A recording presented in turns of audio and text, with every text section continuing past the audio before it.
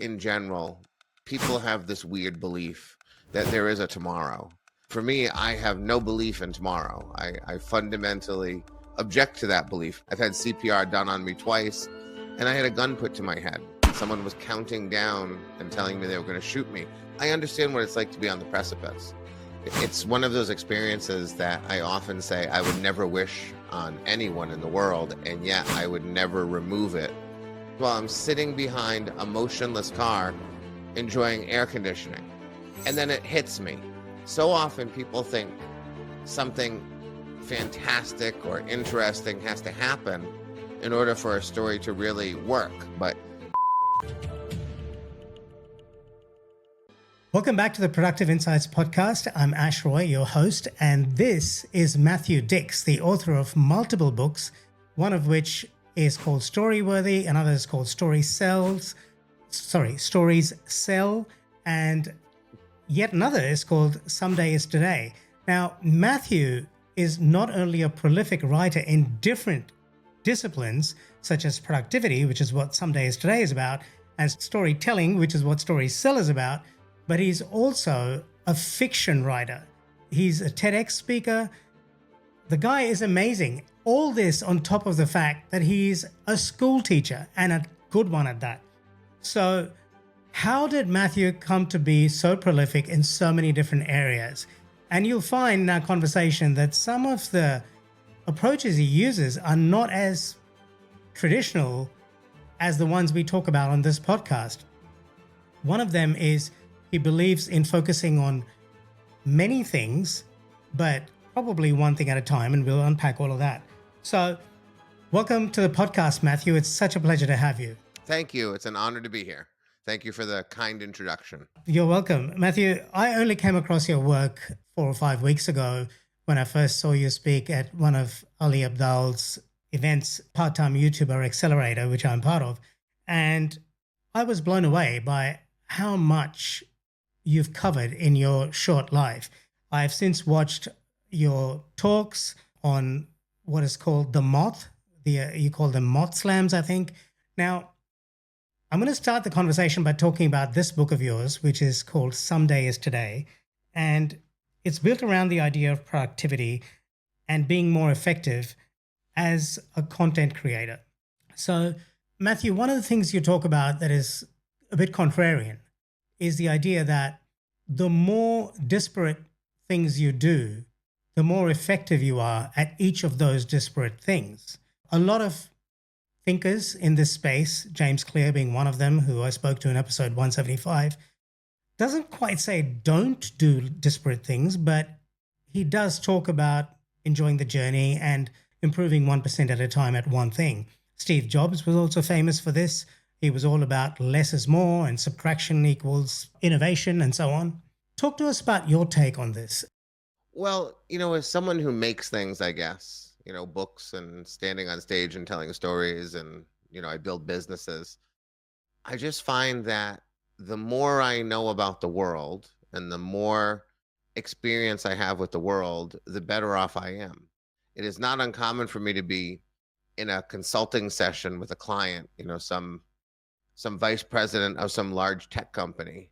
And in the midst of that conversation, I bring in, elements from many areas of life that are all sort of additive or helpful in terms of understanding things. The other day I was speaking to someone and my wife was sort of overhearing, what I was talking about. And she said, when I came out, she said, I heard you talk about a Christmas song from an obscure Christmas movie that used to be on television. And then I heard you talking about DNA, like the structure of DNA for some reason. And I heard you talk about storytelling. And I heard you talk about aviation. And amongst all of those things, I heard you talk about some teaching principles. Like that was a weird conversation.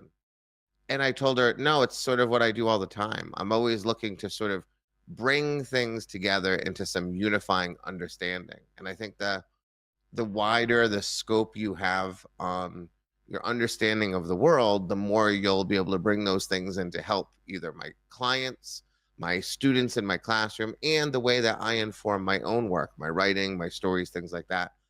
I believe in grabbing as much as I can and sort of pursuing every line of interest that I can find whenever possible. I think, you know, I think that in general, people have this weird belief that there is a tomorrow, that for some reason they oddly believe they will survive today and surely have a tomorrow to do the next thing. And for me, I have no belief in tomorrow. I Right. fundamentally object to that belief, primarily because I am keenly aware of that there is no belief. The survivor of two near death experiences who's I've had CPR done on me twice, and I had a gun put to my head, and someone was counting down and telling me they were going to shoot me. I understand what it's like to be on the precipice. And so if a door is presented to me, regardless of even if I care what's beyond that door, if someone says, "Would you like to try this thing? Try to do something new or different?" Even if it doesn't seem appealing to me, I go through that door every time. I can always step back through it if it has no interest to me, but I would never allow the door to be closed. And that's sort of how I get that wide swath of understanding and interest in the world. Well, I can relate to this on different, I can relate to this from two different perspectives. One is I've always been very drawn to very different ideas. So I devour content around Eastern philosophy, which I find very interesting. I'm fascinated by the concept of enlightenment, although I have grave suspicions, if you like. I'm highly skeptical of it, but yet it fascinates me. I'm very interested in quantum physics, and if there is a relationship between that and Eastern philosophy, there's an interesting book called The Tao of Physics, or Tao of Physics, however you pronounce it, by Fritjof Capra. I trained as an analyst in finance. I hated it, but I finished it because it was going to get me a good career. And it probably did for some time. But I too find I can have a conversation with somebody 1 minute about anthropology, and the next element of the conversation is about finance. And so I love that. I really love surfing these different ideas and somehow bringing them together. And actually, Steve Jobs did say that one of the things that he found helped him as an innovator was to bring completely different ideas together and kind of marry them. So it's a wonderful relief to hear you say that. And I've not come across many people on the podcast who have got such a wide swath of lived experiences and even vicarious experiences, be it through reading and interest and so on. The closest I came to death was when we lost our first son, who was born premature. And that kind of made me question everything I was doing at the time. I was 38 and I was working in a job as an analyst, which was very unfulfilling. It was that moment for me which made me question everything. While I have no idea what it's like to have a gun held to my head or to have a near-death experience, that's the closest I got to it. But that was enough for me to just snap me out of my stupor that tomorrow is a given. It's not. So kudos to you for having turned something as traumatic as having been through that experience at McDonald's and turned it into fuel for amazing and prolific creativity. Very kind. No, I mean it. I'm not being kind. I'm being honest. Thank you. Thank you. It's one of those experiences that I often say I would never wish on anyone in the world, and yet I would never remove it, if I could. One of the unfortunate ramifications of that night is, I'm going to struggle with PTSD for the rest of my life. Yeah. And there was a time in my life recently, just a couple of years ago, when someone told me that I could do something called tapping, which is Yes. this process by which PTSD, I guess, can be alleviated to a certain degree or maybe completely. And I had a few people mention it to me as being a successful treatment. And I actually went to my wife and I said, there might be some kind of a treatment. It sounds a little hokey, but really respectable people seem to believe that it works.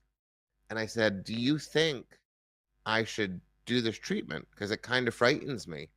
And she said, after some thought, she said, "I don't think you should do it." She said, "I know it's not easy to live with PTSD, and it's certainly treated to a great degree compared to how, I once lived." She said, "But it just seems so integral to who you are as a person. You know, you are a relentless human being who uses every minute of his day meaningfully, whether it is spending time with her or my children or my cats or on the golf course or making something creative or teaching students."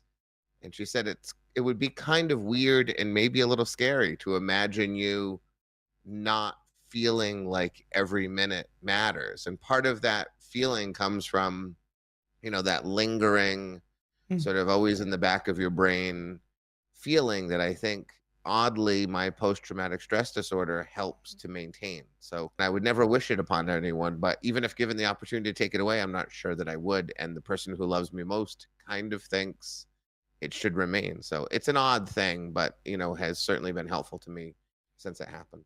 Well, my first son lives through my work. We were lucky we went on to have two more kids. But one of the reasons I think I've persevered for 13 years, and it has not been easy, as you probably know, starting and building a business is hard work. There's a lot of moments of despondency and feels like you're crawling on broken glass. I don't know if I would have stuck it out this long if it wasn't for the inciting incident or the catharsis that led to this. I often wonder this, whether you'd be better off or happier just having that peace within you. I don't know the answer, and I don't think there is one, but it's certainly something worth exploring. There were times in my life when I thought meditation sounded ridiculous and Mm. yoga sounded ridiculous, and yoga ended up being ridiculous for me. I can't sit still unless there's some competition involved. But meditation, which I sort of tried to do because I wanted to prove a friend wrong, Right. that it would not be helpful and that it was kind of silly, ended up being a really important practice in my life. So, Okay. even the hokey things, I'm willing to open that door and at least give it a try before stepping back and saying, no, thank you, that's not for me. Yeah, I did the 10-day Vipassana retreat, the silent retreat, and that was brutal. It was very, very hard, but I finished it. But unfortunately, I didn't pursue a daily meditation practice, but I do meditate from time to time. I'm going to read a quote from Some Day Is Today. Hmm. And this is to the creatives out there. One of the things I love that you say in this book is the most important thing you can do is a lot of work. Do a huge volume of work. Make terrible things. Walt Disney was fired from his job at the newspaper because his editor felt he lacked imagination and had no good ideas. This is a normal and essential part of the creative process. Judge the work, not the person. Despise the product, but love yourself. This is so important. Then start again. Move forward. Make progress. I thought that was just beautiful. Thank you. Well, I work with people, a lot of creative people, sort of actually people who are launching YouTube channels and things like that. And their first video, their first product, their first year in business are not successful. And, they don't get to where they want. They don't get the audience that they desire, the attention they're looking for. And that is a very normal part of the process. And anyone who thinks otherwise is, either looking to that one in a million person who went from 0 to 100 overnight, which those things do happen sometimes, but probably more through luck than anything else. And those stars tend to burn out quickly. Whereas someone who believes in making things, whether it is a business or, a product or art or a YouTube channel or a book, you have to just make a lot of stuff and Mm, then love yourself through the process and understand that sometimes you're going to hate what you make and sometimes other people are going to hate what you make, but as long as you believe in yourself and love yourself and yeah. continue to move on, the process is the most important part. You can never sort of judge yourself or the thing you're doing based upon the results, because so often the results are predicated on things you have no control over. Mm, If you make something extraordinary, which happens all the time, and no one cares about it, that is unfortunate, but a reality. I mean, Herman Melville died before Moby Dick became famous, and Edgar Allan Poe died poor before anyone found his work. And Van Gogh sold one painting before he died. These were people who did amazing things. And tragically, the results in their lifetime did not yield them what they were hoping for, but they mm. produced astounding works of art that eventually were recognized. But what they did was they continued to produce regardless of what the results were. And that's what we have to do every day. And that is such a difficult lesson to learn. It's something easy to understand intellectually, but it is so difficult to practice. And I just want to say, if Van Gogh was around today, I would imagine he would have not as difficult a time because the internet has created this amazing platform for just about anybody to be able to be seen. And yes, I understand it's a double-edged sword because it also makes everybody invisible because there's so much to consume now. But that's a nice segue into my next question. And this is something I've struggled with. You say you should be prolific and make a lot of stuff. Seth Godin said it beautifully in episode 200 to me the first time he was on the podcast, which is he said, Bob Dylan probably has made quite a few average songs, but he wouldn't have got to his amazing songs unless he made those average songs. I get it. But in today's world, particularly as a YouTuber, or even if you're trying to rank on search engines with search engine optimization, you are writing for an audience, but I feel like if I want to be prolific, I want to create whatever I want to create. But the SEO and the YouTube algorithms are forcing me to create stuff that's already working. And I feel like I'm in a psychological straitjacket. What is your advice to me and most other people who want to find a balance between creating stuff that is going to help them get found and make a living out of it, but also have the freedom to express themselves and explore ideas? Well, I guess I give the advice that you do both.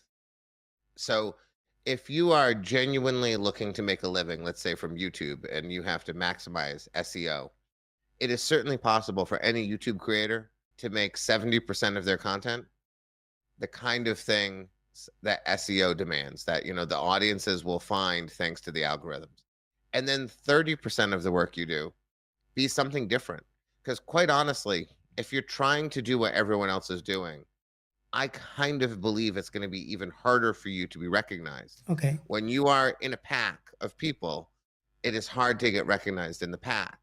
And it is only sort of when people dare to be different that recognition often comes. Now, you are battling all of those technological constraints that the internet puts on you in terms of getting eyeballs. But I fundamentally believe that if you were doing something different and also extraordinary, if you were doing something that was so odd and yet compelling and violated all the norms that drive people to YouTube channels, I think you would get all the attention in the world that you want.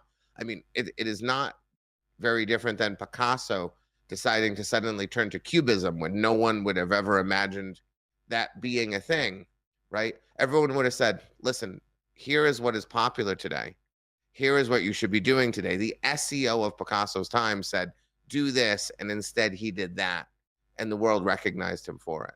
So, there's lots of examples in the world, thankfully, of people who did not remain inside the pack and continue to do what everyone else is doing. I think it's easy for me to say, do something different, find your own path, blaze your own trail. I believe in that. I really do. But if we want to play it somewhere down the middle, make 70% of your videos the kinds that match the algorithms and make 30% experimental, different, the kind of things you want to make, and let your audience know this is one of those that's for me and maybe for you. And hopefully if it's something that's interesting, it will get people's attention. It won't always. I'm working with a YouTuber right now who is doing something completely different than anything anyone I think has ever done before. So Okay. I'm enthusiastic for her. I don't know if it's going to succeed because what she's doing might not actually be entertaining and appealing to the world. But I actually think she has a better chance to succeed than everyone who is sort of like following the norms and expectations of algorithms and SEO, because I think that maybe she'll have a better chance of breaking out and becoming enormous rather than, you know, good, average, above average. So if you're brave enough and you don't need to make a living off it, do whatever the hell you want. If you're looking to make a living of it, balance the numbers so that Mm. you can bring in the pennies while you are still feeling good as a creator. That's great advice. I've been writing a blog post for more than 19 years now without ever missing a day. Right. Yeah. Right. Yes. Uh, my audience for that blog post is less than 50,000 people a day. If you write every single day for 19 years and your audience on the internet is less than 50,000 people a day, that's actually not that great. That's 19 years of work for a very small audience that I don't seek to monetize in any way. And the reason it's 50,000 people is because every single day on my blog post, I write for myself. I've had many people say, it'd be great if you focused your blog on one thing so people saw you as an expert and wanted to come to this place and learn this thing. And I said, I'm not interested in that. Hmm. I wake up every morning and I write somewhere between 500 to 2,000 words as a warm up for me, as a means of creating an archive of my thoughts, experiences, beliefs, interactions with the world. It has helped me gather really remarkable resources into one place. I mean, the people I work with who are, sort of helping me build my business, the person who just redesigned my website, she said, I've never met anyone with so much content on the internet. I can't believe how much we have to work with. It wasn't my plan 19 years ago to write enough so that a web designer could just simply, you know, harvest the work that I've been doing for 19 years and create a wonderful website. I just said every day I'm going to write something and Mm. people who are interested will come, and I'm not looking to make money off it. I'm just looking to expand my horizons, collect my thoughts, create an archive that I can access when I need to. And it's been wonderful for me. Now, it hasn't made me any money, and thankfully I have other ways to make money, but I do believe just begin, write what you believe, speak what you believe. And if you are good or you find something good, people will find you. It's not going to happen for everyone. That's the tragic thing. There's fantastic painters in the world today that will never be recognized Mm. simply because they don't catch that break. They don't find that influencer. The audience doesn't locate them. And that's just a tragedy of creating things. If Yeah. you're entering the creative business, you want to make things, you have to acknowledge that it is not a weekly paycheck and there are no guarantees. And you are pursuing something that is hard and unlikely and, an uphill climb every single day. But Yes. that's the job. And if you don't love that idea, there's a million jobs you can go and get that you will probably be happy doing, that have a great deal more security. Or you do what I do a whole bunch of things, have a teaching Mm. job, have a business, have a consulting career, and then make a lot of stuff and hope for the best. Right. Which is a great way to do it, actually. A creator that I greatly admire and I'm proud to call a friend is Derek Sivers. And he was actually here in Australia a couple of years ago. I don't know if you've come across his work, but he, I have, yeah. okay, so he is someone who does not even think about SEO when he writes. He writes remarkable stuff, but he writes a lot. And the stuff that makes it into his books, I dare say, is a very, very filtered version of it. He's written a book called How to Live. I've read every one of his books, and his book How to Live is very self-contradictory on many levels, but he thinks it's one of his best works. And after having read it the second time, I think it probably is too. But the first time, it didn't really land for me. Another great creator who I never, of course, met, but I would have loved to, is Prince. I don't know if you ever enjoyed his music, but the, Yes, absolutely. the guy was just Yeah. incredible. Who do you think he created for? Did he create for himself or for his audience? Prince, it's interesting. He gave away just as many songs as he Right. performed himself. Yeah. Yeah. Yeah. Yeah. And he still got them in the vault. They're still getting Right. released.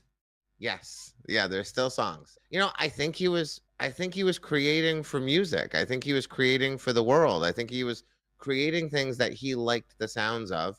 And then there were moments when he realized this sounds like me, and moments when he probably thought this isn't really for me. This is a fantastic song that I've written, but I think it would sound better, through the voice and the artistry of someone else. So, I suspect, like me, he would sit down and say, what sounds interesting to me today. And when he was done, then he had to make the choice. Will I perform this now? Will I put it in a vault because I love it, but don't want to do it right now? Very similarly, as a storyteller, I am collecting stories of my life. There was a time when I was worried I might run out of stories, and now I have a bank of hundreds of stories that I want to tell about me that I will never have the time to fully tell every one of them. And so I have a vault of stories that are not yet crafted, but sort of like small blurbs to remind me what it is. And sometimes I find an idea and I say, I must do this today. And then Yeah. there are some that I say, this is fantastic, but I do not want to do this today. And if it was possible, you can't do this in personal storytelling, but there might be moments in my life where I say, this story would be better told by someone else. And perhaps someday that'll happen. In the unlikely event I die someday, Yeah. maybe my children will tell my untold stories on my behalf, and that will be lovely too. But make as many ideas as you can, and then we'll see where they go. So this is a great segue into something I wanted to cover in this episode, and that is Chapter 3, Homework for Life from Storyworthy. Could you tell us in brief how that works? I love how you've explained it in your book, particularly in this thing. I don't know if you can see it, but it's got this table, and you literally lay out how the entries you've put into your diary, which is I found to be very helpful because you literally explain how you come up with your homework for life. So do you want to just Right. talk our audience through it? Yeah. So, you know, more than 10 years ago, I was running out of stories to tell on stages, and I didn't want to be one of those people who told the same story every night or repeated stories. And so, in an act of desperation, really, and because I'm an elementary school teacher and my inclination is to give homework to solve problems, I gave myself this homework assignment, which is at the end of every day, although quite honestly, now it's during the day as well. But originally, at the end of every day, I'm going to reflect on my day and write down the most story-worthy moment that happened to me. Not in full, because that is journaling and or a diary, let's say. And I don't believe in those. I mean, it's fine if you're doing them one of them. I write a blog post every day for 19 years. So I believe in that. But I don't believe everyone's capable of doing that or that they have the capacity for doing that. So I believe in small things that become habits. And so I took an Excel spreadsheet. I have two columns. The A column has the date, and I stretched the B column across the screen. And it's in the B column that I write down the story. So I only have room for, let's say, 3 to 5 sentences to capture a moment. The prompt I really gave myself, which sounds odd, but it worked. I said to myself, if someone kidnapped my family and they would not give them back to me unless I told a story about something that happened today, what would the story be? Even if I had a day that truly was sort of bereft of stories, what would be the uninteresting thing that I would take to the stage? It's weird now because now I work for the hostage negotiation unit for the FBI. So now I actually think about people being kidnapped. But in that process, my goal was to find one new story per month. And I thought that would be extraordinary. Instead, I discovered, and not just me, tens of thousands of people all over the world have discovered that our lives are filled with stories, Mm. that things happen to us every single day that either go noticed and forgotten, or more often because we're not paying attention, they go unnoticed.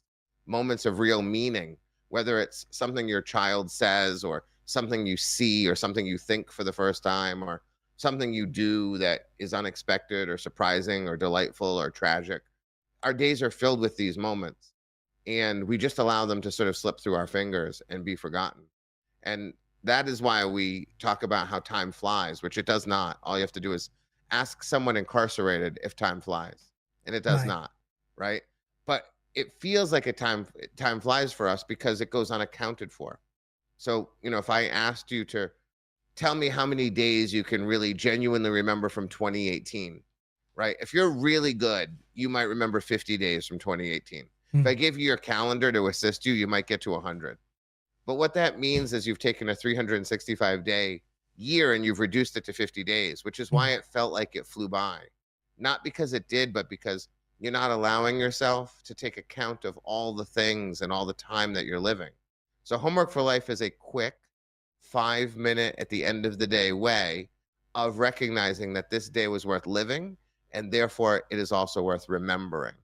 And so over time, what happened for me and what happens for people is my lens widened. I started to see things that I used to not see.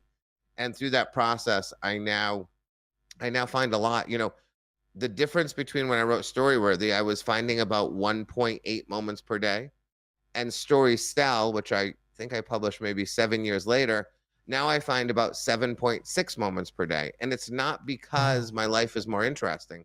It's simply because I see more than I did before. And seeing more makes me feel like my life is more full and time has slowed down. And every day feels just a little more luxurious than it felt before. So even if you don't plan on telling stories, you should do homework for life to slow that time down, to recognize your life and to honor it for what it is, rather than what most people do is we just simply walk through it, failing to, pick up the interesting pieces along the way. I have a question for you, Matthew.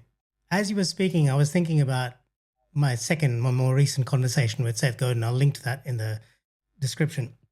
One of the things he said to me was, we're all really telling ourselves stories, and the story we tell ourselves determines the choices we make. And, Hmm. it's a lens we're putting on experiences. But here's another thought that came to me as you were speaking, and that was, do you think that when you start doing the homework for life, you are effectively becoming a co creator in your own life and you're authoring your own story and therefore being a little bit more involved, invested in your life and the evolution of you?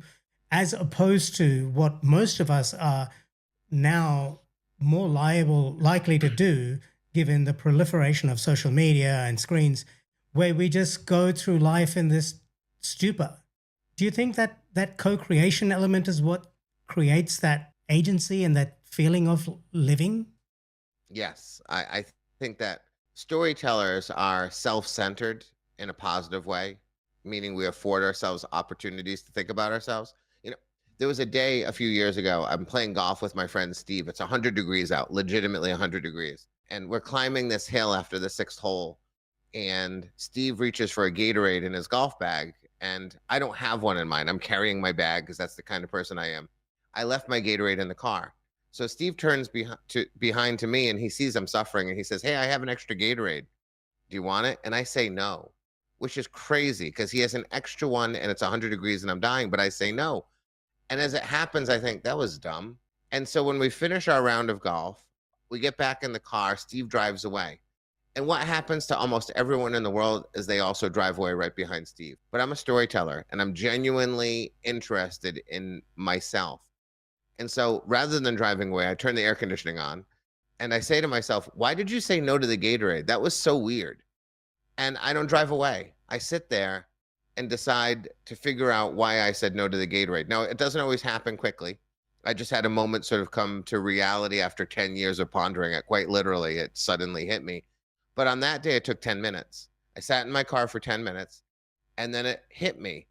I grew up food insecure as a child. I was hungry all the time. And when you're hungry as a child, the worst thing that can ever happen is to have someone discover you're hungry because being hungry is shameful. Even though it doesn't make any sense, that's how you feel as a kid. If I don't have enough food to eat, I'm ashamed that I don't have enough food to eat. So the last thing you ever tell anyone is that you're hungry. And as a result, when people offer you food as a kid, you always say no because to accept the food would be an acknowledgement that you are hungry. And also, as a kid, you can never reciprocate. So if you take a Twinkie from a friend at lunch, you're never going to have an extra Twinkie to give back. And so you train yourself to say no to all offers of food. And on that day on the golf course, I was a 42-year-old man. And I recognized that for my entire life, I have been saying no to the offer of food, despite the fact that today I have a full refrigerator and pantry with plenty of food and I can reciprocate whenever I need to. I had fallen into a pattern. I came home and told my wife, and she said, "You know what? It's true. You always reject the offer of food." And I said, "I'm not doing it because I'm not hungry. It turns out I'm not doing it because I'm still a 10-year-old boy Mm. feeling ashamed about not having a Gatorade because I left it in the car." And so because I afforded myself the 10 minutes that it took to think about myself in a really deep and meaningful way, now my life has changed. Now I accept the offer of food when it is given to me. Now I have released some of the shame that I've been unknowingly carry since I was 10. But what most people do is they move past that moment in their life. They have an opportunity and even a recognition that something odd happened there, right? Why did I make that decision? Why did I think that thing? And rather than affording themselves the time to think about it, they just go to the grocery store and buy the milk that their wife asked them to pick up and they head home and muddle. And that moment's lost forever.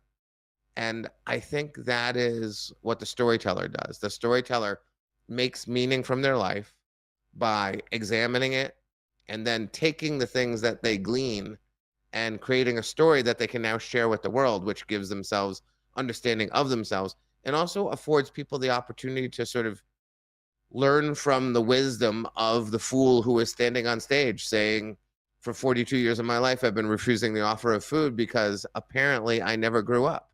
So, yeah, I think that when you're telling stories about yourself, you are sort of a co creator, meaning you are harvesting the stories of your life to bring to other people, but more importantly, to bring to yourself.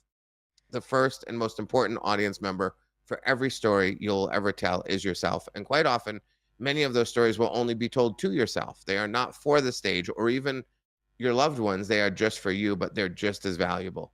There's a few things I want to say to that. First of all, I want to say, Matthew, if I could reach through the screen and give you a huge hug, I would. I don't want to make this weird, but I really found your story disarming and very endearing, partly because I've been through similar stuff.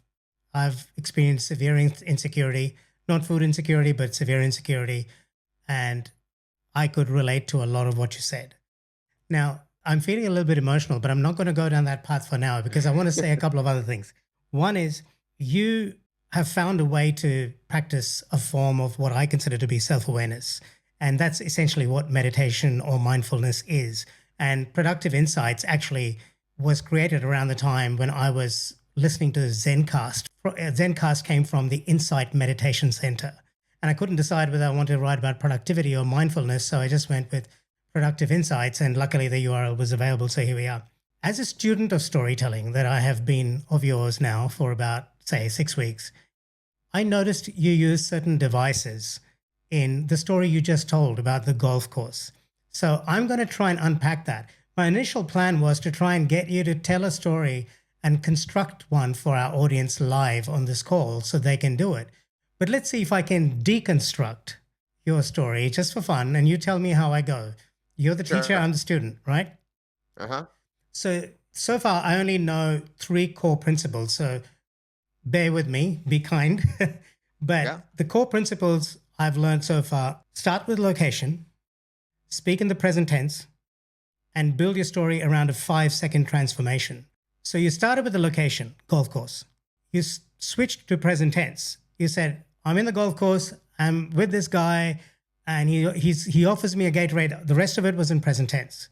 And the 5-second transformation was maybe in the car. I'm not sure where it happened, but the transformation was the realization that you grew up with food insecurity. And to admit food insecurity to somebody else is a bad thing, but also it is to admit that to yourself.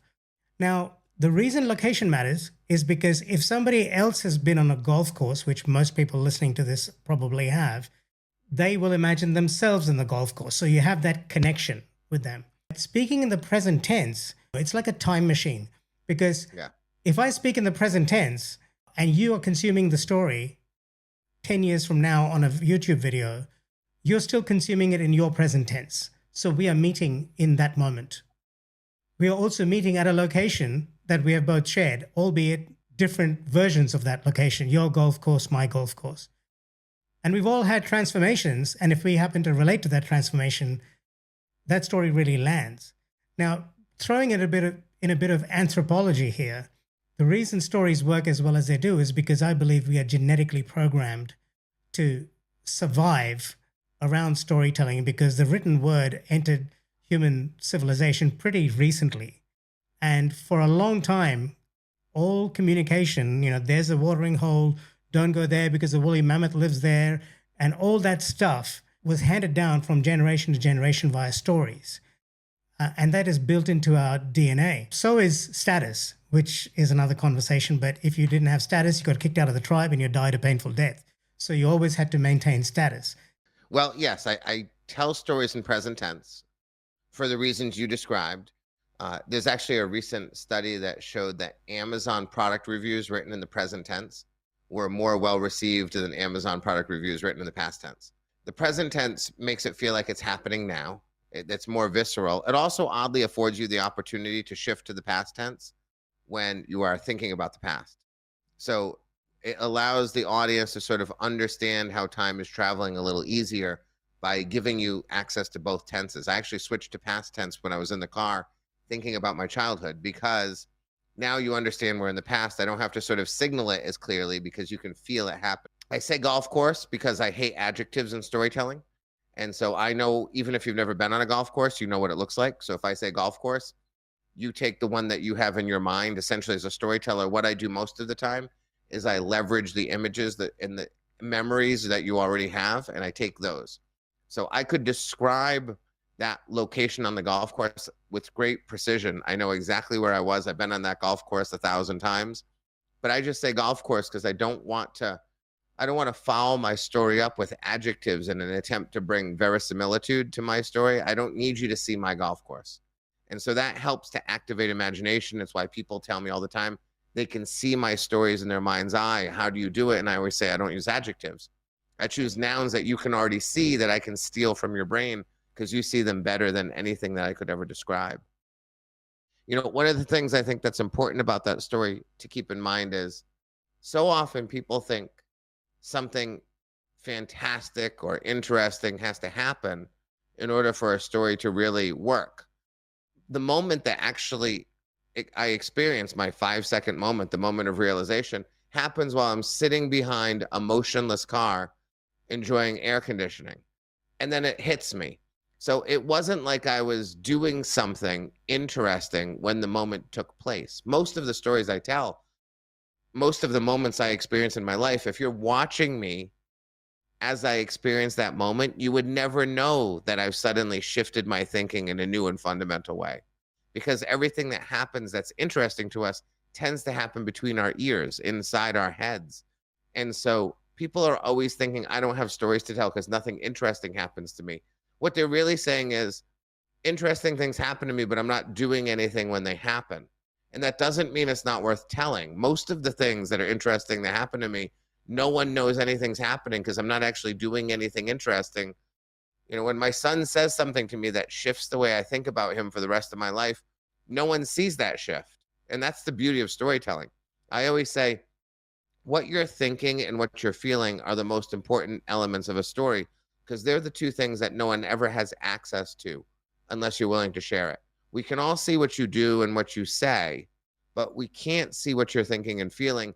That is something you have to reveal to us. And those are the elements that people are drawn to in stories, the parts that we can't have access to in an ordinary sense, unless someone is willing to stand on a stage or sit across from us at the dinner or write down on a page. So those are what the things we're looking for. But everything you said was correct. The beginning and the end of my story are in relation to each other. I'm a person who needs a drink in the beginning of the story and rejects it. And at the end of the story, I come to understand why I reject that drink and how I now have shifted my thinking in life in a new and positive way. So, yes, you did a good job of analyzing what I didn't really plan to be a story.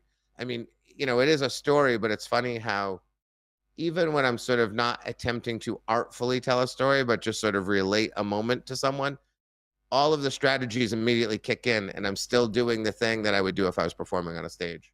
Your stage performances are remarkable. There are two stories that really moved me. The one about when you buy the Christmas presents for your friends, and it was a bit weird how that was just so endearing, but the turns that it took and where it ended were remarkable. And the sadness that I felt when your folks, I don't want to give the story away, but you discovered your friends were your family. I relate to that a lot as well. The other story is The Spoon of Power. I mean, the way that starts is remarkable. And in fact, it's so much less dramatic in its inherent nature, but it is so much more powerful by virtue of the fact that it is so pedestrian. So maybe we'll circle back to those things. I don't know if we have enough time for it. There are so many other devices you talk about in your book, Story Cell. I've got them all here. I've got a whole library here. Thank you. So you talk about things like, backpacks and crystal balls and callbacks and stuff. How important are all these other things? Are those three things fundamental, or do you think all these other devices are important too? Well, I tell people that unlike long division, where if you make a mistake, the answer is wrong, storytelling isn't like that at all. I say we're stacking our strategies. So if you learn today to start telling stories in the present tense, you'll be a better storyteller, Right. regardless of what else you happen to be doing. And so stacking those strategies will eventually make you a better storyteller, regardless of whether you're using all of them or not. I do think that people have this weird belief that anyone has any interest in what they have to say. I'm constantly telling people no one wants to hear anything you have to say unless you give them a reason to listen. That is a belief that I don't think most human beings have. I know that the higher you climb the corporate ladder, the less that belief exists. It's odd that people think I'm now going to stand on a stage at the Javits Center and everyone's going to want to listen. I'm going to have an all hands today, and because I'm the boss or because I'm at the end of the conference table, everyone's attention is directed at me.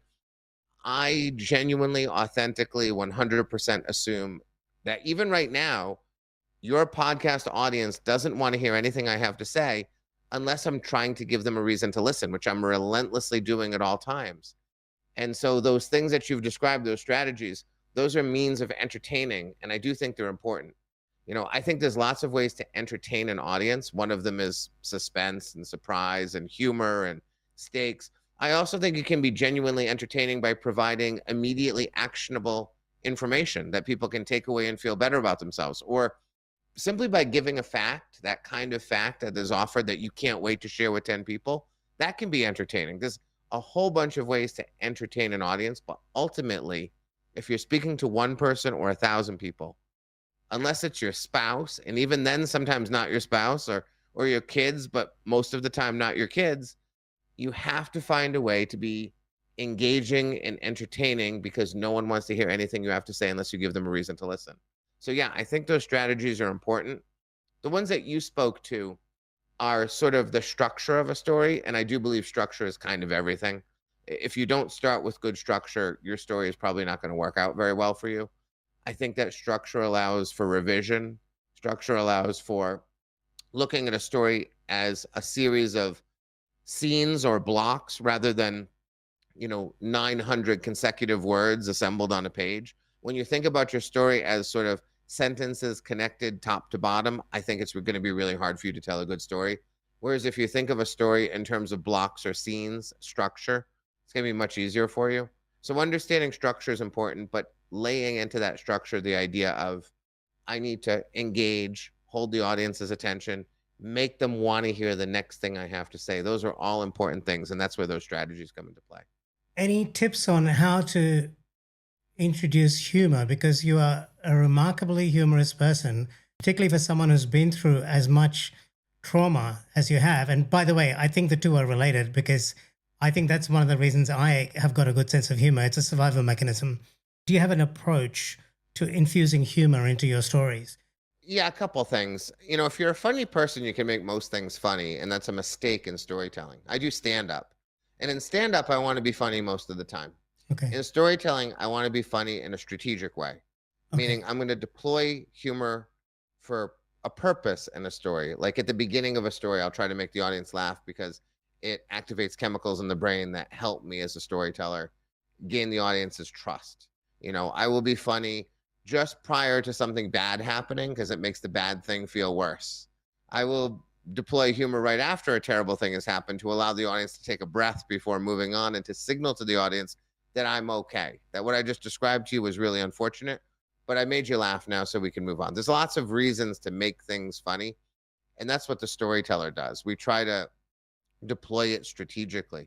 I mean, the good news I always tell people about humor is there's no funny people in the world. No one was born funny. Humor is also deploying strategies that are designed to create surprise, that provoke a laugh, almost, without any control. Laughter is not something people have much control over. When you laugh because you are surprised in some way. And so you can learn to deploy these strategies to some degree more than the other, but I can help people be funny all the time. Now, oftentimes what it begins with is you're going to be funny in a prepared way, meaning when you're telling your story, delivering your keynote, you know, talking to your customers, and you want to be funny, we can strategically learn how to be funny and build jokes. That doesn't mean sort of like when you're out with your friends, you're instantly going to be the funny guy, but eventually you will, because the same strategies that you'll learn to apply to a keynote are going to be the strategies you apply when you're bowling with your friends and you want to crack a joke and suddenly you realize, oh, this is the strategy that I can use to crack a joke. Once you learn the strategies of humor and you listen to a comedian, you can't help but see the math behind what they're doing. I teach people a strategy in humor and then they'll email me and they say, I can't stop seeing it now. It's everywhere. It's just the fact that you haven't seen it as a strategy. So often people think of humor as you were born funny. Some people are funny, some people are not. It is true that some people are funny and some people are not, but what it really is some people understand the strategies of humor and some people don't. And there are people who understand the strategies of humor on an unconscious in an unconscious way. Sort of they've absorbed them because they're good listeners and they were desperate for attention. So they didn't have to deconstruct the strategies. The only reason I understand the strategies is because I have to teach them. I was one of those people who is an excellent listener, who was desperate for attention as a child, and figured out ways to be funny through experimentation and listening. And then years To later, when I had to survive. teach it to, yeah, to survive, yeah. And then years later, when I had to teach it to people, I started deconstructing it. and saying, oh, here's a strategy that I use. Oh, here's another strategy that I use. Right. And I came up with 27 strategies that I inherently use to be funny. And, as I sort of codified them, I saw them all over the world in the same way. Wow, that thing that I do, all the comedians do that, right? They do it to greater effect or lesser effect, but they're all using the same strategy. So I think humor is really important. I think it's underserved in the business world. I think that most people are afraid to use it because they're afraid to try to be funny and not sound funny. I think it is. I think it's a superpower that everyone has, but few people are daring enough to use. Last question. How do you believe storytelling helps business owners to build their brand and their business? Oh, I mean, another hour I could give you all the ways, Well, why but don't maybe we pick that up in the next conversation? yeah, I'll give you like just a couple right off the top of my head that I think are most important. I think that telling stories connects you to an audience in a deep and meaningful way. And as a business owner who theoretically is trying to sell a product or service, you want to connect to customers in a way that causes them to trust you, believe in you, and believe that the things that you are making or offering are worth their time and money. So connecting in a powerful way is important. I also think storytelling makes you unforgettable. And in a world filled with content, the people who are remembered are the ones who get attention. You know, I might not need a ceiling fan today, but if you provide me with an interesting story in as a means of a commercial, let's say, or an advertisement about a ceiling fan, and I need a ceiling fan tomorrow, I am more likely to remember you because you've told me a story and stories are memorable. So, as a business owner, you want to be as memorable as possible to people. You want to be in their minds. If you listen to me tell my spoon of power story, you can't touch a spoon for a month without thinking about me every time you touch a spoon. And probably for the rest of your life, every now and again, you will pick up a spoon and think about me. And in the words of, an entrepreneur in Canada who I was working with once, he said, you should sell spoons. He said, I want to buy a spoon right now. Drill a hole, put it on a chain. You should be selling spoons after telling that story. What he was essentially saying is you took an ordinary kitchen object and turned it into something of great value that I now want to spend more money than it's actually worth to own, right? And that's what business owners need to do. They need to become connected to their audience, their customers. They need to become unforgettable to their audience and their customers. And then, the third thing I'll say is when you tell a story about your product or service, now people will understand it in a way that listing features will never allow anyone to understand anything. Rather than what most people do, which is they report on their product. If you tell a story about your product, people understand the what and the why. What is it on a fundamental level, and why do I need it? Quite often, business owners spend a lot of time talking about the how. How does this work? How did I make it? How does it function? And no one cares about the how. They care about what it is and why I need it. And the best way to convey that is through a story. Well, thank you so much for being on the podcast, Matthew. How can our audience find out more about you? Well, if they go to matthewdix.com, that's a good place to start. And if you're interested more in storytelling than anything else, you can go to storyworthy.com. And I have lots of free resources there, a free academy that you can join, go through lots of lessons, free of charge, just courses that I have designed, all those kinds of things. So both of those places are good places to start. This is a good place too. You can get the Yes. book. Yes, you can get the book. I narrate it on audio so you can hear more of me, hours and hours of me blathering on about storytelling to you. I've got the audiobooks as well. So thank you so much for being on the show, Matthew. And we'll link to all this. We'll let you know when this is published. Yeah, that'd be great. I'd be happy to share it on my channels as well. Thank you.